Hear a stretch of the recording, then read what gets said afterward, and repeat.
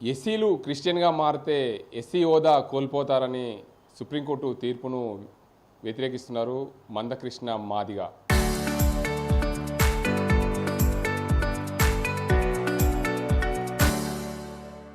అయితే ఆ మందకృష్ణ మాదిగ మద్దతుగా ప్రజలు ఏమంటున్నారు? అసలు ఆయనకు మద్దతు తెలుపుతున్నారా? ఎస్సీలు నిజంగానే హోదా కోల్పోతే వారి పరిస్థితి ఏంటి? ఒకవేళ హిందూ దేవాలయాల్లో పూజారులను తొలగించండి, ఎస్సీ ఎస్టీ బీసీలను పూజారులుగా నియమించండి అనే అంశాలపైన మనతో మాట్లాడేందుకు వ్యవసాయ కార్మిక సంఘం జిల్లా నాయకులు ప్రధాన కార్యదర్శి మనతో ఉన్నారు. వారిని అడగం. సార్ చెప్పండి, ప్రధానంగా ఏదైతే ఎస్సీలు క్రిస్టియన్గా మారితే హోదా పోతుంది, ఎస్సీ హోదా పోతుంది అని సుప్రీంకోర్టు తీర్పును మీరేమంటారు? ఇది సుప్రీంకోర్టు తీర్పు భారత సమాజానికి, భారత ప్రజానీకానికి ఓ గొడ్డలు పెట్టు లాంటి తీర్పు. ఇది సరైనది కాదు. ఎందుకంటే హిందువులలో ఉన్న ఎస్సీలు బీసీలు వీళ్ళే బీసీలా కులాల, వీళ్ళు ఇతర కులాలలో ఉన్న ఇతర మతాలలో ఉన్న వాళ్ళకు కూడా కులం అంటూ ఉంటుంది. ఏదైనా ఎస్సీలు కానీ బీసీలు కానీ ఎస్టీలు కానీ వీళ్ళ కుల నిర్ధారణ ఏ విధంగా చేస్తారు అంటే వాళ్ళు జీవిస్తున్న సామాజిక దృక్కోణం నుంచే ఆలోచించి చేస్తారు. వాళ్ళ జీవన విధానం ఏ విధంగా ఉంది, వాళ్ళ నివాస విధానాలు ఏ విధంగా ఉన్నాయి, వాళ్ళ ఆచార వ్యవహారాలు ఏ విధంగా ఉన్నాయి, వాళ్ళ ఆహారపు అలవాట్లు ఏ విధంగా ఉన్నాయి, దీన్ని బట్టి నిర్ధారణ చేస్తారు తప్ప వాడి వెనుక ఉన్న మతం ఏందో, జాతి ఏందో, కులం ఏందో ఇది నిర్ధారణ చేయరు. ఎస్సీలు నిర్ధారణ చేసేది కూడా ఇదే పద్ధతుల్లో ఉంటుంది. అది కరెక్ట్ కాదు. ఇప్పటికే కేరళ ప్రభుత్వం ఎస్సీలను కూడా బ్రహ్మజ్ఞానం తెలిసిన వాళ్ళే బ్రాహ్మణులు అని చెప్పి కొంతమంది బ్రాహ్మణులు కూడా వివరించారు, విశ్లేషించారు. కాబట్టి కేరళలో అత్యధిక పూజారులు దేవాలయాల్లో కానీ పెళ్ళిళ్ళలో కానీ ఎస్సీలు కూడా ఉన్నారు. ఎస్సీలుతో పాటుగా ఇంతకుముందు మనకు భగవద్గీత చదువుకున్న ఒక ముస్లిం కూడా భగవద్గీతని స్పష్టంగా నువ్వు హిందువులని చెప్పుకుంటూ, మన ధర్మం అని చెప్పుకుంటూ, ఉపనిషత్తులని చెప్పుకుంటూ తిరిగేటువంటి కొంతమంది ఎవరైతే నా అచేతన యువకులు ఉన్నారో వాళ్ళు మాట్లాడుతూ ఉంటారు. కానీ వాళ్ళకి ఏ జ్ఞానం లేదు. కనీసం భగవద్గీతలో ఉన్న 18 యోగాలలో 2000 పైన శ్లోకాలు ఉన్నాయి. వాటన్నిటి కూడా పుక్కిట పురాణంలాగా ఒక ముదిరిన ముస్లిం యువకుడు వాటిని చదివి పత్రికలలో కానీ మీ సోషల్ మీడియాలో కానీ ఎలక్ట్రానిక్ మీడియాలో కానీ ప్రసారం చేసినటువంటి గొప్ప వాళ్ళు ఉన్నారు. అంటే ఏదైనా జ్ఞానం నేర్చుకోవడానికి, దాన్ని ప్రదర్శించడానికి, ఆచరించడానికి కులాలు మతాలు కావు. అది గీటురాయి కాదు. సుప్రీంకోర్టు ఇచ్చినటువంటి తీర్పుని సవరించాలని చెప్పి మేము కూడా వ్యవసాయ కార్మిక సంఘంగా చెప్తా ఉన్నాం. ఇంతకుముందే మన భారత సంప్రదాయంలో ఇంతకుముందు ఎస్సీలకు ఎస్టీలకు ఈ బ్రాహ్మణ వర్గం పెళ్ళిళ్ళు చేసేవాళ్ళు కారు.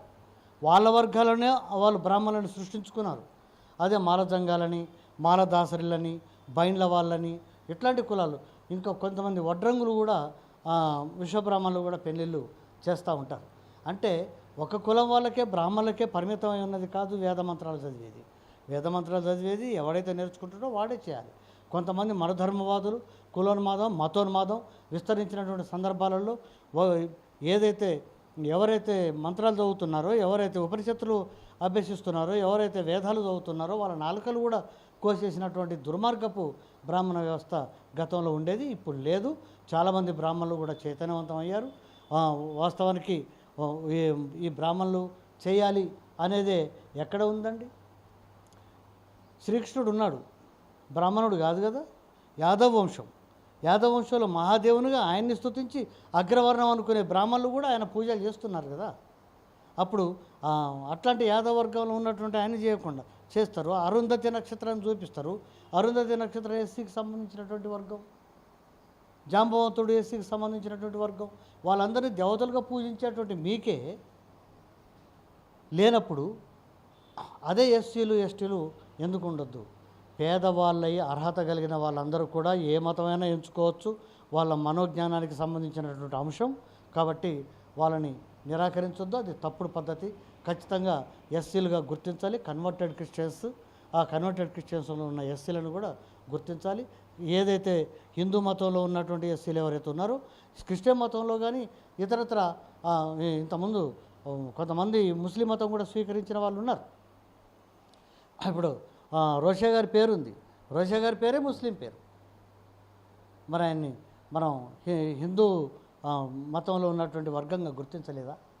అందుకోసం ప్రతి ఒక్కరిది కూడా మనం ఆ కోణంలోనే ఆలోచించాలి తప్ప కులాలను బట్టి మతాలను బట్టి ఆ, సామాజిక వర్గాన్ని విశ్లేషించొద్దని చెప్పి నేను చెప్తాను. అయితే ప్రధానంగా ఇప్పుడు మందకృష్ణ మాదిగ అన్న అంశాలు ఏంటంటే బ్రాహ్మణులందరూ కూడా గుడిలో పూజారులు అని వాళ్ళందరినీ తొలగించాలి, ఎస్సీలందరినీ కూడా పూజారులుగా నియమించాలి అనే మాటలు మీరు సమర్థిస్తారు.